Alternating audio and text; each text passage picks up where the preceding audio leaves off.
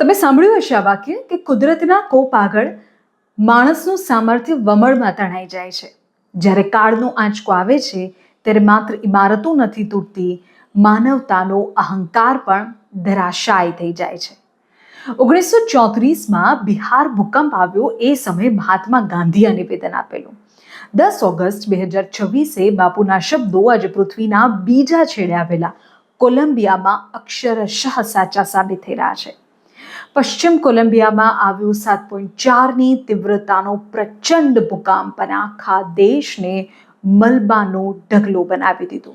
જ્યારે વિડીયો તમારા સુધી પહોંચાડી રહી છું, બનાવી રહી છું, ત્યારે પણ હજારો લોકો કાટમાળ નીચે દબાયેલા હોવાની માહિતી છે. 150થી વધુ લોકોના મોતની સત્તાવાર વિગતો સામે આવી છે. આ આંકડો વધી શકે છે. એટલે મારે તમને આજના વિડીયોમાં આંકડાની વાત નથી કરવી, પણ આજે એ સવાલ ચોક્કસ સર્જવો છે કે કોલંબિયાની આ ચીઝથી ગુજરાતના લોકોની છાતીમાં ફાળ કેમ પડે છે.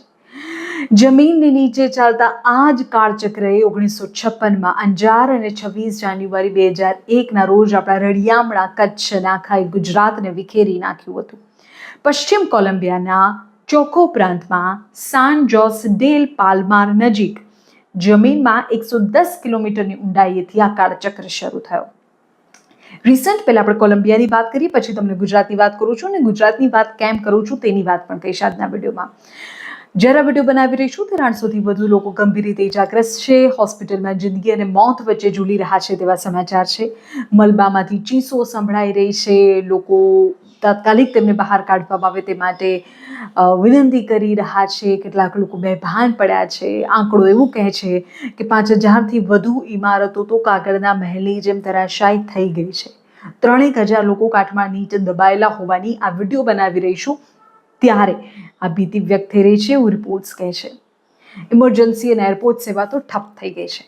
રાષ્ટ્રીય કટોકટી દેશમાં જાહેર કરી દેવાય છે. કોલંબિયન આર્મી મલબો હટાવી રહી છે, કાટમાળ હટાવી રહી છે. 10થી વધુ એરપોર્ટના એર ટ્રાફિક કંટ્રોલ ટાવર તૂટી પડ્યા છે. રાહત સામગ્રી કેવી રીતે પહોંચાડવી એ સવાલ થઈ ગયો છે. પણ એ પ્રશ્ન એ થાય કે એવું તો જમીનની અંદર શું ચાલી રહ્યું છે કે આખી વસાહત ક્ષણભરમાં વિખેરાય છે.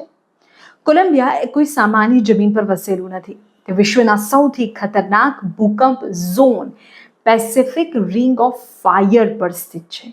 અહીં પૃથ્વી નીચે 3 પ્રચંડ ટેક્ટોનિક પ્લેટ્સ છે: નાઝકા પ્લેટ, દક્ષિણ અમેરિકન પ્લેટ અને કેરેબિયન પ્લેટ, કે જે સતત એકબીજા સાથે ટકરાય છે. એક જે નાઝકા પ્લેટ છે તે બીજી પ્લેટની નીચે ધસી રહી છે, જેને સાયન્સની ભાષામાં સબડક્શન ઝોન કહેવાય. જ્યારે જમીનની અંદર ઘર્ષણ વધે ત્યારે અફાટ ઉર્જા ભેગી થાય અને આ ઉર્જાનો વિસ્ફોટ થાય ત્યારે જમીનની ઉપર રહેલું બધું તબાહ થઈ જાય. 1999માં આર્મેનિયામાં 1900 લોકો, 1979માં તુમાકોમાં સુનામીથી 600 લોકો આ જ ભૌગોલિક રાક્ષસનો ભોગ બન્યા હતા. આજના વિડીયોમાં હું તમને એ પણ કહું છું કે અત્યાર સુધી આ કોલંબિયાએ 100 વર્ષના ઇતિહાસમાં કેટલા વિનાશક ભૂકંપને જોયા છે. જો છેલ્લા 100 વર્ષનો ઇતિહાસ જોઈએ તો કોલંબિયામાં આવા વિધ્વંસક ભૂકંપમાં 4500થી વધુ લોકો પોતાનો જીવ ગુમાવી ચૂક્યા છે.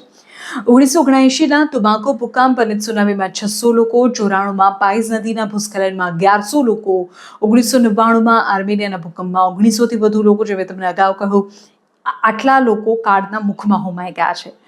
ભૌગોલિક રીતે રિંગ ઓફ ફાયર પર વસેલું કોલંબિયા છેલ્લા એક દાયકાથી વારંવાર આવી જ કાળમુખી હોનારતોનો ભોગ બનતું જઈ રહ્યું છે. જ્યારે પણ આપણે કોલંબિયામાં કાટમાળ નીચેથી નીકળતા શબ કે નાના બાળકોની ચીસો જોઈએ ત્યારે આપણને આપણું ગુજરાત યાદ આવે. 21 જુલાઈ 1956 અંજારનો એક કાળો દિવસ, જ્યારે 6.1ની તીવ્રતાનો આંચકો આવ્યો અને કચ્છના અંજારને તબાહ કરી દીધું. સેંકડો ઘર જમીનદોસ્ત થઈ ગયા. 115થી વધુ લોકોએ જીવ ગુમાવ્યા. અને પછી 26મી જાન્યુઆરી 2001 ભુજ અને આખા ગુજરાતનો મહાવિનાશ થયો. પ્રજાસત્તાક દિનની સવારે જ્યારે આખો દેશ તિરંગાને સલામી આપી રહ્યો હતો ત્યારે સવારે 8:46 7.7ની પ્રચંડ તીવ્રતાના ભૂકંપે આખા ગુજરાતને થથરાવી દીધું. તમે જુઓ, કોલંબિયા અને ગુજરાત, કોલંબિયામાં જે અત્યારે ભૂકંપ આવ્યો છે તે અને ગુજરાતમાં 2001માં આવેલો 7.7, બંનેમાં અમુક પોઈન્ટ્સનો જ ફરક છે. એટલે એ તીવ્રતા, એ વિનાશકતા એ ભયાનકતા, એ ચીસો, એ રોકકળ, એ તબાહ થઈ જવું બધું એ ગુજરાતે જોયું છે. એટલે મારે તમને અત્યારે ગુજરાતની વાત કરવી છે.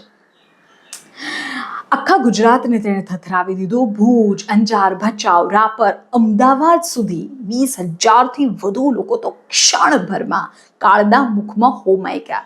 અત્યારે જ્યારે મેં ડેટા ખંખોળ્યો તો પણ એવી વિગતો આવે છે કે 18 લાખથી વધુ લોકો એ સમયે બેઘર થઈ ગયા હતા. કોલંબિયાની હોસ્પિટલમાં જે લાઈનો છે, રસ્તા પર જે આક્રંદ છે, એ જ દર્દ 2001માં આપણા ગુજરાતે પણ અનુભવ્યું છે. પણ ઇતિહાસ એ વાતનો પણ સાક્ષી છે કે કુદરત ગમે તેટલો વિનાશ સર્જે, માનવીય જીવન અને એકતા આગળ તેને નમવું પડે. જે ગુજરાત 2001માં રાખમાં મિશ્રિત થઈ ગયું હતું, એ જ ગુજરાતે પોતાના બળબૂતા પર, પોતાના ખભે આજે ફરી બેઠું થયું છે. કચ્છ વિશ્વ પરના લોકોને આકર્ષે છે અને વિશ્વમાં પુનરુત્થાનની એક ફરી શહેર વસાવવાની સંપૂર્ણ પ્રક્રિયા, ફરી જીવન બનાવવાની પ્રક્રિયાનું કચ્છ અને ગુજરાત સાક્ષી બન્યું છે અને આખા વિશ્વમાં તેની મિસાલ છે. કોલંબિયા પણ આ કાળી રાતમાંથી ચોક્કસ બહાર આવશે. કુદરતના કોપ સામે આપણે લાચાર હોઈ શકીએ, પણ તકેદારી અને માનવતા એ આપણી સૌથી મોટી તાકાત છે. માનવતા એ કોઈ ક્ષેત્ર પૂરતી સીમિત નથી. માનવતા તો 7 સમુદ્ર પારથી પણ થઈ શકે. આપણે અહીંથી પણ પ્રાર્થના કરી શકીએ કે દુનિયાના કોઈ પણ ખૂણે જ્યાં આવી હોનારત સર્જાય છે ત્યાં લોકો જલ્દી બેઠા થાય, ફરી આવી કોઈ સમસ્યા ન સર્જાય. કોલંબિયામાં આવેલો અત્યારનો ભૂકંપ અને ગુજરાતનો 7.1ની તીવ્રતાનો 7.1 મેગ્નિટ્યુડની તીવ્રતાનો ભૂકંપ, બંનેમાં અમુક પોઈન્ટ્સનો જ ફરક છે. એટલે ગુજરાતે જાણ્યું છે, એ સમજ્યું છે, અનુભવ્યું છે કે આ ભયાનકતા કેવી છે, આ વિનાશકતા કેવી છે અને તેની અસર કેટલા સમય સુધી રહે છે. કોલંબિયા અત્યારે ફરી બેઠું થવાના પ્રયત્નોમાં છે, પણ એ પહેલાં અત્યારે પણ કાટમાળની નીચે અનેક લોકો ફસાયેલા છે, દબાયેલા છે, રેસ્ક્યુની કામગીરી થઈ રહી છે. જનજીવન પૂર્ણપણે અસ્તવ્યસ્ત છે.